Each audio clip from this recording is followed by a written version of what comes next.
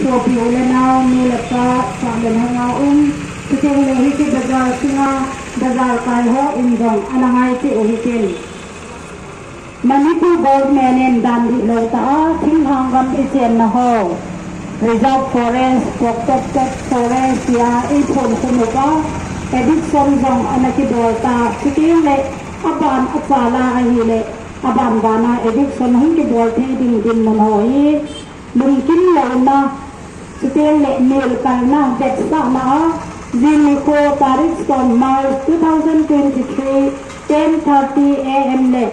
Lamka Public Ground Muna Kisuto Peace Grounds and Peace Rally Nadingin in Pihagong Sele Ade Chichampu Muna Tribal Leader Side Leader Sohin Adang Danghoin Nipigong State Go Nami Nadingahin Silogon Ang Kinayin Hidiatin Titi Tung Nikipong Gapagong Sale Pan Ila Silva Boyna Tung Negang Lewen Ziniko Titi Peace Rally Ahi Zalti Dingin Aber Berin Tiknade Heksana Ang Kinayin